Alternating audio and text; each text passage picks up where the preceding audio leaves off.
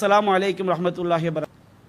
அன்பிற்குரிய பெரியோர்களே, தாய்மார்களே, சகோதர சகோதரிகளே, அல்லாஹு ரப்புல் ஆலமீன் திருமறை குர்ஆனிலே அல்லாஹுடைய நல்லடியார்களுக்கான பல்வேறு பண்புகளை அல்லாஹ் சொல்லி காட்டுகின்றான். அல்லாஹு ரப்புல் ஆலமீன் கூறுகின்றான், வல்லதீன சபரு இப்திகா வஜ்ஹி ரப்பிஹிம் வ அகாமுஸ் ஸலாம் வ அன்ஃபகு மிம்மா ரஸக்னாஹும் சிர்ரன் வ அலானியா. அல்லாஹ்வுடைய நல்லடியார்கள் எப்படிப்பட்டவர்கள் என்று சொன்னால், அவர்கள் தங்களுடைய இறைவனின் திருமுகத்தை நாடி அவர்கள் உறுதியை கடைபிடிப்பார்கள். வல்லதீன சபரு இப்திகா வஜ்ஹி ரப்பிஹிம், தங்களுடைய இறைவனுடைய திருமுகத்தை நாடி அவர்கள் உறுதியை கடைபிடிப்பார்கள். வகாமுஸ் ஸலாம், அவர்கள் தொழுகையை நிலைநாட்டுவார்கள். வ அன்ஃபகு மிம்மா ரஸக்னாஹும் சிர்ரன் வ அலானியா, நாம் அவர்களுக்கு வழங்கிய செல்வங்களிலிருந்து ரகசியமாகவும் பகிரங்கமாகவும் அவர்கள் வாரி வழங்குவார்கள். வ யத்ரஊன பில் ஹஸனத்தி அஸ்ஸய்யா, அவர்கள் நல்லதை கொண்டு நன்மையை கொண்டு அவர்கள் தீமையை தடுப்பார்கள். உலாயிக்கஹும் உக்பத்தார், அவர்களுக்குத்தான் இறுதி வீடு, மறுமை வீடு, சொர்க்கம் இருக்கிறது என்று அல்லாஹ் ரப்புல் ஆலமீன் நல்லடியார்களுடைய பண்புகளை அல்லாஹ் சொல்லி காட்டுகின்றான். மற்றொரு வசனத்திலே அல்லாஹ் ரப்புல் ஆலமீன் தன்னுடைய இறையடியார்களை பற்றி அல்லாஹ் குறிப்பிடுகின்றான். சூரத்துல் மூமினூன் என்ற அத்தியாயத்திலே, இன்னல்லதீனஹும் மின் ஹஷ்யத்தி ரப்பிஹிம் முஷ்ஃபிகூன், அல்லாஹ்வுடைய அடியார்கள் எப்படிப்பட்டவர் என்று சொன்னால், அவர்கள் தங்களுடைய இறைவனுடைய அச்சத்தினால் நடுங்குவார்கள் என்று அல்லாஹ் கூறுகின்றான். வல்லதீனஹும் பி ஆயாத்தி ரப்பிஹிம் யூமினூன், அவர்கள் தங்களுடைய இறைவனின் வசனங்களை நம்பிக்கை கொள்வார்கள். வல்லதீனஹும் பி ரப்பிஹிம் லா யுஷ்ரிகூன், அவர்கள் தங்களுடைய இறைவனுக்கு இணை கற்பிக்க மாட்டார்கள் என்று அல்லாஹ் ரப்புல் ஆலமீன் இறையடியார்களின் பண்புகளை இவ்வாறு திருமறை குர்ஆனில் பல்வேறு வசனங்களில் அல்லாஹ் சொல்லி காட்டுகின்றான். அதுபோன்று சூரத்து நூர் என்ற அத்தியாயத்திலே அல்லாஹ்வுடைய நல்லடியார்களை பற்றி அல்லாஹ் சொல்லி காட்டுகின்றான். ரிஜாலுன் லா துல்ஹீஹிம் திஜாரத்துன் வலா பைஉன் அன் ஸிக்ரில்லாஹ் வ இகாமிஸ் ஸலாம் வ ஈதாயிஸ் ஸகா. அல்லாஹ்வுடைய நல்லடியார்கள் எப்படிப்பட்டவர் என்று சொன்னால், அவர்களுடைய வியாபாரமோ கொடுக்கல் வாங்கலோ அல்லாஹ்வை நினைத்து பார்ப்பதை விட்டும், தொழுகையை நிறைவேற்றுவதை விட்டும், ஜக்காத்தை நிறைவேற்றுவதை விட்டும் அவர்களை தடுத்து விடாது. அவர்கள் வியாபாரத்தில் இருந்தாலும் கொடுக்கல் வாங்கலில் இருந்தாலும் இறை நினைவோ தொழுகையை நிலைநாட்டுவதோ ஜக்காத்தை நிறைவேற்றுவதோ அவர்களை தடுக்காது என்று அல்லாஹ் சொல்லிவிட்டு அதற்கு என்ன காரணம் என்பதை அல்லாஹ் குறிப்பிடுகின்றான். யகாஃபூன யௌமன் தத்தகல்லபு ஃபீல் குலூபு வல் அப்சார், அந்த இறையடியார்கள் எப்படிப்பட்டவர் என்று சொன்னால், அவர்கள் உள்ளங்கள் அப்படியே நிலை தடுமாறுமே, அந்த மறுமை நாளை அவர்கள் அஞ்சுவார்கள் என்று அல்லாஹ் ரப்புல் ஆலமீன் கூறுகின்றான். அப்போ ஒரு மூமின் பல்வேறு நற்பண்புகளை பெறுவதற்கு காரணம் எதுவென்று சொன்னால், நம்முடைய உள்ளத்தில் உள்ள மறுமை பயம்தான். இறையச்சம் என்பதும் மன தூய்மை என்பதும் மறுமைக்கு அஞ்சுவது என்பதும் அல்லாஹ்விற்கு பயப்படுவது என்பதும் எல்லாமே ஒரே அம்சம்தான். நம்மை இந்த உலகத்தில் நல்லடியார்களாக மாற்றுவது, நாம் மறுமைக்கு பயந்து வாழ்கின்றோமே, இறைவனுக்கு அஞ்சி மன தூய்மையோடு நம்முடைய காரியங்களை செய்யும் பொழுதுதான் இந்த உலகத்தில் பல்வேறு நற்பண்புகள் நமக்கு கிடைக்கின்றது. அல்லாஹ் ரப்புல் ஆலமீன் எப்படி நல்லடியார்களை பற்றி அல்லாஹ் குறிப்பிடும் பொழுது, எதுரஊன பில் ஹஸனத்தி அஸ்ஸய்யா, அவர்கள் நல்லதை கொண்டு தீமையை தடுப்பார்கள் என்று அல்லாஹ் குறிப்பிடுகின்றான். இந்த வசனத்தை நம்முடைய வாழ்வில் நாம் எத்தனை பேர் நடைமுறைப்படுத்தி இருக்கின்றோம்? நபிகள் நாயகம் ஸல்லல்லாஹு அலைஹி வஸல்லம் அவர்கள் வாழ்ந்த காலத்திலே அருமை நபித்தோழர்கள் இந்த திருமறை குர்ஆனை எப்படி அணுகினார்கள், எப்படிப்பட்ட நற்பண்புகளை அவர்கள் பெற்றார்கள், அவருடைய வாழ்க்கையை இந்த திருமறை குர்ஆன் எப்படி தலைகீழாக புரட்டி போட்டது என்பதை நாம் பார்க்கிறோம்.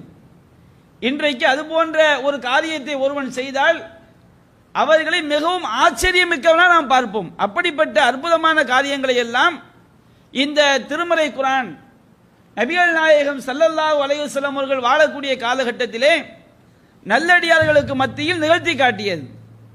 நாம் எல்லாம் அறிந்த ஒரு சம்பவம் தான்.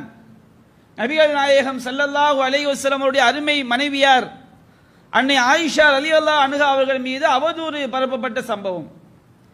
இந்த அவதூறை பரப்பியவர்களில் ஒரு சில நபி தோழர்களும் இருந்தார்கள். அவர்களில் ஒருவர் தான் மிஸ்தஹ் என்பவர். இந்த மிஸ்தஹ் என்பவர் யார்? இவர் ஒரு ஹிஜ்ரத் செய்து வந்த சஹாபி, அல்லாஹ்வுடைய பாதை ஹிஜ்ரத் செய்து வந்தவர். இவர் அபூபக்கர் சித்திக் ரலியல்லாஹு அன்ஹு அவர்களுக்கு நெருங்கிய உறவினர். அதுபோன்று இவர் ஒரு ஏழை, ஹிஜ்ரத் என்ற அந்த தியாகத்தை செய்திருக்கின்றார். அபூபக்கர் சித்திக் ரலியல்லாஹு அன்ஹு அவர்கள் நெருங்கிய உறவினராக இருக்கிறார். இவர் ஏழையாகவும் இருக்கிறார். இவர் ஏழையாக இருக்கின்ற காரணத்தினால் அவர்களுக்கு தொடர்ந்து உதவி செய்யக்கூடிய ஒரு பொறுப்பை அபூபக்கர் சித்திக் ரலியல்லாஹு அன்ஹு அவர்கள் ஏற்றிருந்தார்கள். ஆயிஷா ரலியல்லாஹு அன்ஹா அவர்கள் மீது அவதூறு பரப்பிய காரணத்தினால் அல்லாஹ் ரப்பல் ஆலமீன் அன்னை ஆயிஷா ரலியல்லாஹு அன்ஹா அவர்கள் பரிசுத்தமானவர்கள் என்ற திருமறை வசனத்தை இறக்கிய பிறகு அபூபக்கர் சித்திக் ரலியல்லாஹு அன்ஹு அவர்கள் ஒரு சத்தியம் செய்கிறார்கள். என்ன சத்தியம் செய்கிறார்கள்? வல்லாஹி லா உன்ஃபிகு அலா மிஸ்தஹின் அபதா பஅதல்லதி கால லி ஆயிஷா மா கால். ஆயிஷாவின் மீது இப்படியெல்லாம் அவதூறை பரப்பிய பிறகு இந்த மிஸ்தக் என்பவருக்கு இனிமேல் நான் ஒருபோதும் உதவி செய்ய மாட்டேன் என்று அவர்கள் சத்தியம் செய்கிறார்கள். உண்மையிலேயே இது நாம் அனைவரும் செய்யக்கூடிய ஒன்றுதான். நாம் உதவியை மட்டும் நிறுத்த மாட்டோம். நம் மீது ஒருவர் அவதூறு பரப்பிவிட்டால் அவருக்கு எதிராக அவர் செய்ததை விட பல மடங்கு விஷயங்களை நாம் செய்வோம். அவர் எப்படி பரப்பினாரோ அதுபோன்று பல மடங்கு விஷயங்களை நாம் பேசக்கூடிய மக்களாக இருக்கிறோம். இன்றைக்கு மனித சமுதாயத்தில் அதிகமாக அப்படித்தான் இருக்கிறார்கள். ஆனால் அபூபக்கர் சித்திக் ரலியல்லாஹு அன்ஹு அவர்கள் எவ்வளவு பெரிய தலைவர்! நபிகள் நாயகம் ஸல்லல்லாஹு அலைஹி வஸல்லம் அவர்கள் வாழக்கூடிய காலகட்டத்தில் அவர்களுக்கு அடுத்த நிலையில் வைத்து அனைத்து முஸ்லிம்களால் மதிக்கப்பட்டவர் அபூபக்கர் சித்திக் அவர்கள். நபிகள் நாயகம் ஸல்லல்லாஹு அலைஹி வஸல்லம் மனைவி மீது அன்னை ஆயிஷா மீது ஒரு அவதூறு பரப்பப்படும் என்றால் அன்றைய காலகட்டத்திலே அது ஒட்டுமொத்த இஸ்லாமியர்களையும் அசைத்து பார்க்கக்கூடிய ஒரு செயல். அவ்வளவு பெரிய உயர் பொறுப்பிலே உள்ளவர்கள் மீது, அவருடைய குடும்பத்தார் மீது இவ்வாறு அவதூறு பரப்பப்படும் பொழுது அபூபக்கர் சித்திக் என்ன முடிவை எடுக்கிறார்கள்?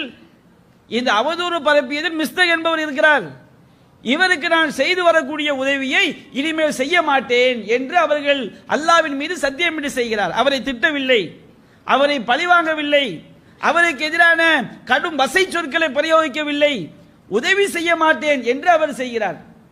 அப்பொழுது அல்லாஹ் ரப்பல் ஆலமீன் சூரத்து நூர் என்ற அத்தியாயத்திலே இது தொடர்பாக ஒரு வசனத்தை அல்லாஹ் அருளுகின்றான். அல்லாஹ் ரப்பல் ஆலமீன் கூறுகின்றான், வலா யர்தலி உலுல் ஃபதலி மின்கும் வஸ்ஸாஅதி அய்யூது உலில் குர்பா வல் மசாகீன் வல் முஹாஜிரீன ஃபீ சபீலில்லாஹ். இந்த மிஸ்தகை பற்றி நான் குறிப்பிட்டேன்.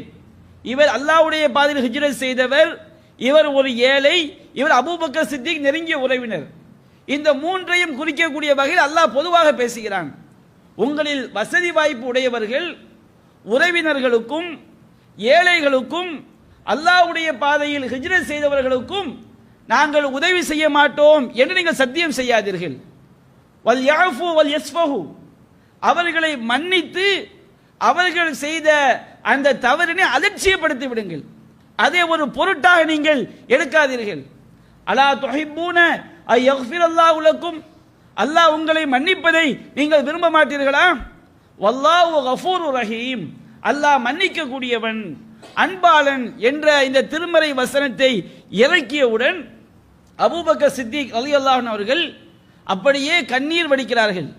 கண்ணீர் வடித்துக் கொண்டு சொல்கிறார்கள், வல்லாஹி இன்னி லா உஹிப்பு யக்ஃபிரல்லாஹு லி, அல்லாஹ்வின் மீது சத்தியமாக அல்லாஹ் என்னை மன்னிப்பதைத்தான் நான் விரும்புகிறேன் என்று சொல்லிவிட்டு மறுகணமே வல்லாஹி லா அன்ஸிஉ அலா மிஸ்தஹின் அபதா, அல்லாஹ்வின் மீது சத்தியமாக இந்த மிஸ்தகருக்கு நான் செய்யக்கூடிய உதவியை ஒருபோதும் நிறுத்த மாட்டேன் என்று மறுகணமே உதவி செய்வதற்கு ஓடோடி செல்கிறார்கள். இது அருமை சஹாபாக்களுடைய வாழ்க்கையிலே இந்த திருமறை குர்ஆன் ஏற்படுத்திய ஒரு மாற்றம். அல்லாஹ் சொல்கிறான் அல்லவா, வல்லதீன சபரு இப்திகா வஜ்ஹி ரப்பிஹிம், அல்லாஹ்வுடைய நல்லடியார்கள் இறைவனுடைய திருமுகத்தை நாடி பொறுமையாக இருப்பார்கள், உறுதியாக இருப்பார்கள். அவர்கள் நாம் அவர்களுக்கு வழங்கியவற்றிலிருந்து வெளிப்படையாகவும் ரகசியமாகவும் அவர்கள் வாரி வழங்குவார்கள். வயதுரஊன பில் ஹஸனத் யஸய்யா, நல்லதை கொண்டு தீயதை தடுப்பார்கள் என்றெல்லாம் அல்லாஹ் சொல்லி காட்டுகிறான் அல்லவா. அத்தகைய அனைத்து பண்புகளும் அபூபக்கர் சித்திக் ரலியல்லாஹு அன்ஹு அவர்களுடைய இந்த சம்பவத்திலே நிறைந்திருப்பதை பார்க்கிறோம். அல்லாஹ் சொல்கிறான் அல்லவா, இன்னல்லதீனஹும் மின் ஹஷ்யத் ரப்பிஹிம் முஷ்ஃபிகூன், அவர்கள் தங்களுடைய இறைவனின் அச்சத்தால் பயந்து நடக்கக்கூடியவன் அல்லாஹ் சொல்கிறான் அல்லவா. அந்த இறையச்சத்துடைய வெளிப்பாட்டை இந்த சம்பவத்திலே நாம் பார்க்கிறோம். அல்லாஹ் ரப்புல் ஆலமீன் மூமின்களை பற்றி சொல்லும் பொழுது வகுலூபுஹும் வஜ்லத்துன், அவருடைய உள்ளங்கள் நடுங்கும், அன்னஹும் இலா ரப்பிஹிம் ராஜிஊன், அவர்கள் தங்களுடைய இறைவனின் பக்கம் திரும்பி செல்லவிருக்கின்றோம் என்ற எண்ணத்தினால் பயத்தினால் அவருடைய உள்ளங்கள் நடுங்கும் என்று அல்லாஹ் சொல்லி காட்டுகின்றான். அது போன்ற ஒரு நடுக்கத்தை இந்த சம்பவத்திலே நாம் பார்க்கிறோம். அல்லாஹ் ரப்புல் ஆலமீன் இப்படிப்பட்ட பண்பு உடையவர்களை பற்றி அல்லாஹ் சொல்லி காட்டும் போது உலாயிகஹும் யுசாரிஊன ஃபில் கைராத் வஹும் லஹா சாபிகூன், இவர்கள்தான் நல்ல காரியங்களிலே விரைந்து செல்லக்கூடியவர்கள், இவர்கள்தான் முந்தக்கூடியவர்கள் என்று அல்லாஹ் ரப்புல் ஆலமீன் நல்லடியார்களை பற்றி அல்லாஹ் சொல்லி காட்டுகின்றான். சில நேரங்களில் அல்லாஹ்வுடைய பயத்தினால் நாம் செய்யக்கூடிய காரியங்கள், இந்த இறையச்சம் ஒரு மோமினுடைய உள்ளத்தில் ஏற்படுத்தக்கூடிய மாற்றம் மக்கள் மத்தியிலே தவறாக கூட பார்க்கப்படும். எந்த அளவிற்கு நபிகள் நாயகம் ஸல்லல்லாஹு அலைஹி வஸல்லம் வாழ்க்கையிலே பார்க்கிறோம். அல்லாஹ் ரப்புல் ஆலமீன் மூமின்களை பற்றி அல்லாஹ் சொன்னான், வல்லதீன சபரு இப்திகா வஜ்ஹி ரப்பிஹிம், தங்களுடைய இறைவனுடைய திருமுகத்தை நாடி உறுதியாக இருப்பார்கள் அல்லாஹ்வுடைய சட்டத்திலே என்று அல்லாஹ் சொல்லி காட்டுகிறான். இது போன்ற ஒரு சம்பவத்தை நாம் பார்க்கிறோம். அபூ தல்ஹா ரலியல்லாஹு அன்ஹு அவர்கள், அவருடைய துணைவியார் மனைவி உம்மு சுலைம் ரலியல்லாஹு அன்ஹா அவர்கள், இந்த இருவருக்கும் பிறந்த குழந்தை, அவன் நோய்வாய்ப்பட்டு மரண தருவாயிலே அந்த குழந்தை இருக்கிறார். அப்ப அபூ தல்ஹா ரலியல்லாஹு அன்ஹு அவர்கள் வீட்டிலிருந்து வெளியே சென்றிருக்கக்கூடிய நேரத்திலே நோய்வாய்ப்பட்ட அந்த குழந்தை அது மரணித்து விடுகிறது. அப்பொழுது உம்மு சுலைம் ரலியல்லாஹு அன்ஹா அவர்கள் சில காரியங்களை செய்கிறாங்க. என்ன பண்றாங்கன்னா, அந்த குழந்தையை நன்றாக குளிப்பாட்டி கஃனிட்டு அதை ஒரு வீட்டினுடைய ஒரு பகுதியிலே மறைத்து வைக்கின்றார்கள். அவர்கள் எப்படிப்பட்ட ஒரு இறை நம்பிக்கையை கொண்டிருந்தார்கள் என்பதற்கு அவர்கள் அபூ தல்ஹாவை நோக்கி கேட்கிறார்களே, இந்த வாசகம் தெளிவான ஒரு சான்றாக இருக்கிறது. அவர்கள் கேட்கிறார்கள், அபூ தல்ஹா அவர்களே, லவ் அன்ன கௌமன் ஆரு ஆரியத்தஹும் ஃபதலபு ஆரியத்தஹும் அலஹும் யம்னவுஹும், அபூ தல்ஹாவே, ஒருவர் தன்னுடைய பொருளை அடமானமாக நம்மிடம் தருகிறார், பாதுகாப்பாக வைத்திருக்குமாறு கூறுகிறார். நம்மிடம் அடைமானமாக தந்தவன் தன்னுடைய பொருளை திருப்பி கேட்கும் பொழுது கொடுக்காமல் இருப்பது சரியா அப்படின்னு கேட்கிறான். அப்ப அபூ தல்ஹா சொல்றாரு, அடைமானமாக தந்தவன் திருப்பி கேட்டால் கொடுத்துதானே ஆக வேண்டும், எப்படி நாம் மறுக்க முடியும்?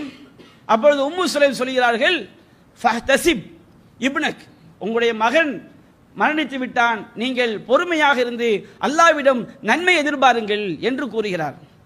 அபூ தல்ஹா அவர்கள் அப்படியே துடிதுடித்து போய் விடுகின்றார். துடிதுடித்து போய் அவர் சொல்கின்றார், தலக்தினி ஹத்தா தலத்தஹ்து, நான் இவ்வளவு அசிங்கமான காரியத்தை செய்யும் வரை என்னை விட்டு விட்டாயே, என்னுடைய மகன் மரணித்திருக்கக்கூடிய நிலையிலேயே நான் இவ்வளவு அசிங்கமான தாம்பத்தியத்தை அவர் அப்படி குறிப்பிடுகின்றார், இவ்வளவு அசிங்கமான காரியத்தில் என்னை ஈடுபட வைத்து விட்டாயே என்று சொல்லிவிட்டு அல்லாஹ்வின் தூதரிடம் ஓடோடி வருகின்றார். அல்லாஹ்வின் தூதரே, என்னுடைய மனைவி இவ்வாறு செய்து விட்டார் என்று சொல்லும் பொழுதுதான் அங்கே அல்லாஹ்வின் தூதர் சொல்கின்றார்கள், பாரக்கல்லாஹு லக்குமா ஃபீ காபிரி லைலத்திக்குமா, சென்ற இரவினுடைய அந்த தாம்பத்திய வாழ்விலே அல்லாஹ் உங்களுக்கு பரக்கத் செய்து விட்டான், உங்களுடைய மனைவி கருவுற்றிருக்கிறார் என்கின்ற அந்த தகவலை இறைவனுடைய வகை செய்தி மூலம் அல்லாஹ்வின் தூதர் ஸல்லல்லாஹு அலைஹி வஸல்லம் குறிப்பிடுகிறார்கள். இது எப்படிப்பட்ட ஒரு இறை நம்பிக்கை, எப்படிப்பட்ட ஒரு ஈமானிய வெளிப்பாடு! இது போன்று நம்மில் ஒருவன் நடந்து கொண்டால் நாம் அவர் என்ன சொல்லுவோம்? இரையச்சமற்றவன், கல் நெஞ்சக்காரன், பிள்ளை மீது பாசம் இல்லாதவன் என்று நாம் வசைபாடுவோம். ஆனால் அங்கே அந்த இறை நம்பிக்கை நாம் ஆச்சரியப்படத்தக்க செயல்களை அன்றைய நபி தோழர்களிடம் நல்லடியார்களிடம் ஏற்படுத்தி இருப்பதை நாம் பார்க்கிறோம். அன்பிற்குரிய சகோதரி, அல்லாஹ் சொல்லியான் அல்லவா, அவர்கள் இந்த மார்க்கத்திலே உறுதியாக இருந்ததற்கு காரணம் அங்கே தம்முடைய இறைவனின் திருமுகத்தை நாடியதற்காக. இன்றைக்கு சிலர் மகன் செத்தாலும் பரவாயில்லை, மனைவி செத்தாலும் பரவாயில்லை, யார் செத்தாலும் பரவாயில்லை என்று இருப்பார்கள். இவர்கள் துன்யாவிற்காக இருக்கக்கூடியவர்கள். இங்கே உம்மு சுலைமுடைய செயல்பாடு அது இறையச்சத்தினுடைய வெளிப்பாடு. இறையடியாருடைய ஒரு நற்பண்பு எந்த அளவிற்கு அவர்கள் இறைவன் மீது நம்பிக்கை வைத்திருந்தார்கள்.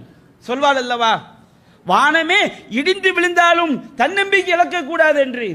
அப்படிப்பட்ட ஒரு ஈமானிய நம்பிக்கையை அங்கே அல்லாஹ்வின் தூதர் ஸல்லல்லாஹு அலைஹி வஸல்லம் அவர்கள் அருமை சஹாபாக்களுக்கு ஊட்டியிருந்தார்கள். எப்படிப்பட்ட ஒரு ஆச்சரியமான செயல்பாடுகளை எல்லாம் அவர்களிடத்திலே இந்த இறை நம்பிக்கை ஊட்டி இருந்தது. அல்லாஹ் சொல்கிறான், நான் குறிப்பிட்டு காட்டினேன். மூமின்கள் எப்படிப்பட்டவர்கள்?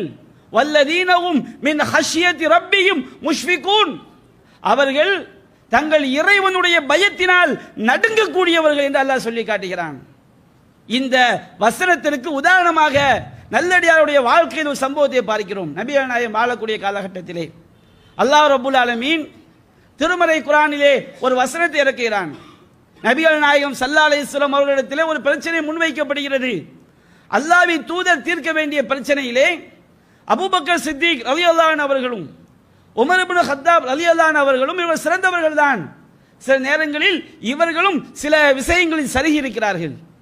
அல்லாஹ்வின் தூதரிடம் வைக்கப்பட்ட பிரச்சனையை அவர்கள் தீர்ப்பு சொல்வதற்கு முன்பாக இவர்கள் இந்த இரண்டு சஹாபாக்களும் ஒவ்வொரு கருத்தை சொல்லிக் கொண்டு ஒருவருக்கொருவர் மோதிக்கொள்கிறார்கள் வார்த்தைகளால். அல்லாஹ்வின் தூதர் அமர்ந்திருக்கும் பொழுதே இருவருக்கு மத்தியிலே வார்த்தை போல் தடிக்கிறது. அல்லாஹ்வின் தூதருடைய முகம் அப்படியே சிவந்து விடுகிறது. அல்லாஹ் ரப்பல் ஆலமீன் இது தொடர்பாக ஒரு வசனத்தை அல்லாஹ் இறக்கி வைக்கின்றான்.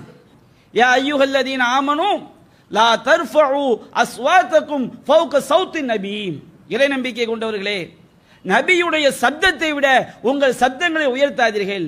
நபியிடத்திலே ஒரு பிரச்சனை சொல்லப்பட்டால் அதற்கு தீர்ப்பு சொல்லவே நபியுடைய பொறுப்பு. அப்படி இருக்கும்போது நீங்கள் ஏன் முந்திக் கொண்டு சண்டையிட்டுக் கொள்கிறீர்கள் என்பதைத்தான் அல்லாஹ் இலக்கியமாக சொல்கிறான். நபியுடைய சப்தத்தை விட உங்களுடைய சப்தத்தை நீங்கள் உயர்த்தாதீர்கள்.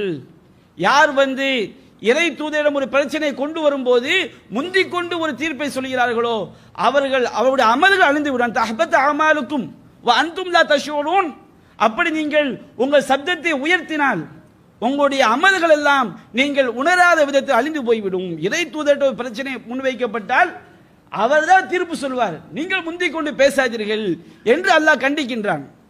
இந்த வசனம் இறக்கப்பட்டவுடன் சாபித் இப்னு கைஸ் என்ற சஹாபியை பள்ளிவாசலுக்கு ஆளை காணவில்லை.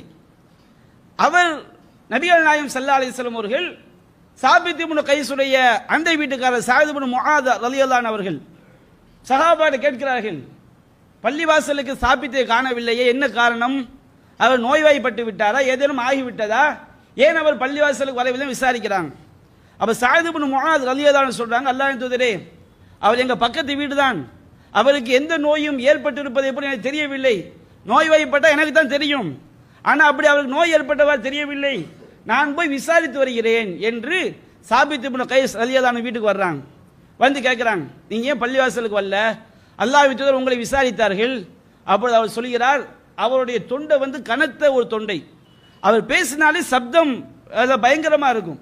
அப்போ அவர் சொல்றாரு, என்னுடைய குரல் மிக உயர்ந்த கனமான ஒரு குரல், நான் பேசினால் நபிகள் நாயகத்துடைய சபையிலே நான் பேசினால் என்னுடைய சப்தம் அது பெரிய சப்தமாக இருக்கும், நான் பேசினால் நரகத்திற்குரியவன ஆகிவிடக் கூடாதே என்று அவர் பயந்து போய் சொல்கின்றார். அல்லாஹ் ரப்பல் ஆலமீன் சப்தத்தை உயர்த்தாது என்று அல்லாஹ் சொல்வது ஒரு பிரச்சனை ரசூலுல்லாஹ்விடம் முன்வைக்கும் பொழுது அவர்களை முந்திக் கொண்டு தீர்ப்பு சொல்லக்கூடாது என்பதுதான். இங்கே இந்த சஹாபி வழங்குகிறார், சப்தமே உயர்த்தி விட்டால் அமல்கள் அழிந்து போய் நினைத்துக் கொண்டு அவர் வீட்டிலேயே முடங்கி கிடக்கின்றார். ஸஅத் இப்னு முஆத் அவர்கள் இந்த காரணத்தை அல்லாஹ்வின் தூதரிடம் கூறுகின்றார், அல்லாஹ்வின் தூதரே, உங்கள் சப்தத்தை விட சாபித் இப்னு கைஸுடைய சப்தம் உயர்ந்து விட்டால் அவர் நரகவாதி ஆகி விடுவார் என்ற பயத்திலே வீட்டில் முடங்கி கிடக்கிறார். நபிகள் நாயகம் சொன்னார்கள், இன்னஹு மின் அஹ்லில் ஜன்னா, அவர் சொர்க்கவாசி என்று நற்செய்தி சொல்லுங்கள். இங்கே அந்த வசனத்துடைய கருத்தை அவர் எப்படி விளங்கினார் என்பதல்ல, அவருடைய உள்ளம் இறை வசனத்துக்கு முன்பாக எப்படி அஞ்சு நடுங்குகிறது என்பதுதான். நபிகள் நாயகம் ஸல்லல்லாஹு அலைஹி வஸல்லம் சொன்னார்கள், அவருக்கு சொர்க்கவாசி நற்செய்தி சொல்லுங்கள். சஅத் இப்னு முஆஸ் சொல்கிறார், உலகத்திலேயே ஒரு நடமாடும் சொர்க்கவாதியாக நாங்கள் கைஸ் இப்னு சாபித் அவர்களை பார்த்தோம் என்று. அல்லாஹ் சொல்கிறான் அல்லவா, இன்னல்லதீன ஹும் மின் ஹஷ்யத்தி ரப்பிஹிம் முஷ்ஃபிகூன், அவர்கள் தங்களுடைய இறைவனின் பயத்தினால் அஞ்சக்கூடியவன் அல்லாஹ் சொல்கிறான் அல்லவா. அத்தகைய இறையச்சத்திற்குரிய உதாரணங்களை நபிகள் நாயகம் வாழ்ந்த காலத்திலேயே நல்லடியாரின் செயல்பாடுகளை நாம் பார்க்கிறோம். அன்பிற்குரிய சகோதரர்களே, உண்மையான இறையச்சம் என்பது அல்லாஹ்வுடைய வசனங்கள் எந்த கட்டளை நமக்கு போடுகிறதோ அதை நம்முடைய வாழ்வில் செயல்படுத்துவதுதான். அப்படிப்பட்ட இறையச்சத்தை பெறக்கூடிய மக்களாக அல்லாஹ் நம் அனைவரையும் ஆய்க்கால் புரிவானா என்று கூறி என்னுடைய முதல் உரையை நிறைவு செய்கிறேன். வாஹிரு தஅவானா அல்ஹம்துலில்லாஹி ரப்பில் ஆலமீன். அஸ்ஸலாமு அலைக்கும் ரஹ்மத்துல்லாஹி வபரகாத்துஹு. அல்ஹம்துலில்லாஹி ரப்பில் ஆலமீன். அன்பிற்குரிய சகோதரர்களே, நேற்றைய தினம் மத்திய பிஜேபி அரசாங்கம் லோக்சபாவிலே ஒரு முத்தலாக் தடை சட்டம் என்ற பெயரில் ஒரு தடை சட்டத்தை நிறைவேற்றியிருக்கிறார்கள். இந்த தடை சட்டத்திற்கு அவர் என்ன காரணம் குறிப்பிடுகின்றார்கள்? சுப்ரீம் கோர்ட் ஒரே நேரத்திலே முத்தலாக் சொல்லி தலாக் விடுவதை தடை செய்ய வேண்டும், அதற்கு ஒரு மாற்று சட்டத்தை மத்திய அரசாங்கம் உருவாக்க வேண்டும் என்று சுப்ரீம் கோர்ட் மத்திய அரசு கோரிக்கை வைத்தது. மாற்று சட்டத்தை உருவாக்க வேண்டும் என்று சொன்னால் அதை எப்படி உருவாக்க வேண்டும்? முஸ்லிம்களுக்கென்று பர்சனல் லா இருக்கிறது, நமக்கென்று சில தனி சட்டங்கள் இருக்கிறது. திருமணம், விவாகரத்து, சொத்துரிமை போன்ற விஷயங்களிலே நம்முடைய திருமறை குர்ஆன் எப்படி சொல்கிறதோ, அல்லாஹ்வின் தூதர் நமக்கு எப்படி போதித்தார்களோ அந்த அடிப்படையில் நடைமுறைப்படுத்திக் கொள்ளக்கூடிய உரிமையை இந்திய அரசியல் சாசன சட்டத்தை வகுத்தவர்கள் நமக்கு வழங்கி இருக்கிறார்கள். ஆனால் மத்திய மோடி அரசாங்கம் இந்த முத்தலாக் தடை சட்டம் என்ற பெயரிலே முஸ்லிம்களுக்கு எதிராக, முஸ்லிம்களை பழிவாங்கக்கூடிய வகையிலே, முஸ்லிம் பெண்களுடைய வாழ்க்கையை சின்னாபின்னமாக்கக்கூடிய வகையிலே முத்தலாக் தடை சட்டம் என்று கொண்டு வருகிறார்கள். இந்த தடை சட்டத்தை என்ன சொல்கிறார்கள்? யாராவது ஒரே நேரத்தில் தலாக் தலாக் தலாக் என்று சொல்லி தலாக் விட்டால் அவர்களை 3 ஆண்டு ஜெயிலில் ஜாமீனில் வெளிவர முடியாத அளவிற்கு ஜெயில் அடைக்கப்படும், சிறைச்சாலை அவர்களுக்கு வழங்கப்படும். இது யார் எஸ்எம்எஸ்ல தலாக் விட்டாலும் இமெயிலில் தலாக் விட்டாலும் இந்த மாதிரி சட்டம் உண்டு என்று சொல்கிறார்கள். ஒரே நேரத்தில் முத்தலாக் என்பது மார்க்கத்தில் கிடையாது, அது இஸ்லாத்திற்கு எதிரான பின்னால் உருவாக்கப்பட்ட ஒரு பித்அத். அதே நேரத்தில் இந்த மோடி அரசாங்கம் அதை நாங்கள் தடை செய்கிறோம், இஸ்லாமிய பெண்களை காப்பாற்ற போகிறோம் என்ற பெயரில் கொண்டு வந்திருக்கக்கூடிய இந்த சட்டம் இருக்கு பாருங்க. நம்முடைய நாட்டை பொறுத்த வரைக்கும் இந்த சட்டங்கள் என்பது பெரும்பாலும் பழி வாங்குவதற்காக கொண்டு வரக்கூடிய சட்டங்கள் தான். கஞ்சா தடுப்பு சட்டம் கொண்டு வருவாங்க, போலீஸ்காரனே என்ன செய்வாங்க, வீட்டில் கொண்டு போய் கஞ்சாவை வச்சுட்டு உன் வீட்டில் கஞ்சா பிடிப்பாங்க. அந்த மாதிரி முஸ்லிம்களை பழி வாங்குவதற்காக, இஸ்லாமிய அந்த குடும்ப வாழ்க்கை முறையை சிதைப்பதற்காக இந்த மாதிரி என்ன செய்யறாங்க, முத்தலாக் தடை சட்டம் என்ற பெயரில் மத்திய அரசு கொண்டு வருகிறது. உலகத்தில் பார்க்கிறோமே, இந்த உலக இன்றைக்கு இந்தியாவிலேயே தலாக் வழக்குகள் குறைவாக உள்ள ஒரு சமுதாயம் முஸ்லிம் சமுதாயம் தான். என்ன காரணம்? நமக்கு நம்முடைய இஸ்லாமிய சட்டப்படி நமக்குள்ளேயே பிரச்சனை ஏற்படும் போது பேசி தீர்த்து கொள்வதால் பெரும்பாலும் நீதிமன்றங்கள் செல்வதில்லை. அப்போ இஸ்லாமிய பெண்கள் ஏன் நிம்மதியாக இருக்கிறார்கள்? இவருடைய குடும்ப வாழ்வை கெடுக்க வேண்டும் என்பதற்காகத்தான் இப்படிப்பட்ட இஸ்லாமியர்களை பழிவாங்கக்கூடிய ஒரு சட்டத்தை இன்றைக்கு மத்திய மோடி அரசாங்கம் கொண்டு வந்திருக்கிறது. நாம் என்ன சொல்கிறோம்? முத்தலாக் ஒரே நேரத்தில் தலாக் தலாக் என்பது இஸ்லாத்தில் கிடையாது. அதே நேரத்தில் இஸ்லாம் சொல்லக்கூடிய முத்தலாக் என்பது அது 3 அவகாசம். அதற்கு முன்பாக பல்வேறு நடைமுறைகளை ஒரு சமாதான நடைமுறை இஸ்லாம் சொல்லி காட்டுகிறது. இப்படி பல சமாதான நடைமுறைகள் 3 அவகாசங்கள் கொடுத்து செய்ய வேண்டிய தலாக் தான் இஸ்லாம் சொல்லக்கூடிய முத்தலாக் என்பது. அல்லாஹ் ரப்புல் ஆலமீன் இந்த தலாக்குடைய சட்டத்தை பற்றி குர்ஆன் சொல்லும் போது ذَلِكَ أَمْرُ اللَّهِ أَنْزَلَهُ إِلَيْكَ, இந்த விவாகரத்து சட்டம் என்பது அல்லாஹ்வுடைய கட்டளை, அதை இறைவன் உங்களுக்கு இறக்கி வைத்திருக்கின்றான் என்று இஸ்லாம் சொல்லக்கூடிய தலாக் சட்டத்தை பற்றி அல்லாஹ் சொல்லி காட்டுகின்றான். இன்றைக்கு இஸ்லாமிய அந்த இறைவனுடைய சட்டத்தில் கை வைக்க வேண்டும் என்ற அடிப்படையில் இந்த மோடி அரசாங்கம் முஸ்லிம் பெண்களுடைய வாழ்வை சீரழிப்பதற்காக, இஸ்லாமிய சமுதாயத்தை நடுத்தெருவிற்கு கொண்டு வர வேண்டும் என்பதற்காக நமக்கு எதிராக இந்த சட்டத்தை நடைமுறைப்படுத்தி இருக்கிறார்கள். இது நம்ம ராஜ்யசபாவுக்கு போகும், அதுக்கப்புறம் ஜனாதிபதி ஒப்புதலுக்கு போகும், அங்க ரத்தாக வாய்ப்பு இருக்கிறது. ஆனால் ஜனாதிபதி எல்லாமே இவங்க இந்துத்துவ சிந்தனை கொண்டவர் தானே. இந்த சட்டம் முஸ்லிம்களுக்கு எதிராக நடைமுறைப்படுத்தப்படும் என்று சொன்னால் நமக்கு எதிராக தீட்டப்படக்கூடிய இந்த சதி வலைகளை ஒவ்வொரு சகோதரர்களுக்கும் நாம் கொண்டு செல்ல வேண்டும். நம் மீது நல்லெண்ணம் கொண்டுள்ள மாற்று மத சகோதரர்களுக்கும் நாம் கொண்டு செல்ல வேண்டும். அதில்தான் நம்முடைய வெற்றி இருக்கிறது என்று கூறி என்னுடைய உரையை நிறைவு செய்கின்றேன். வாஹிரு தஅவானா அல்ஹம்துலில்லாஹி ரப்பில் ஆலமீன். அஸ்ஸலாமு அலைக்கும் வரஹ்மத்துல்லாஹி வபரகாத்துஹு.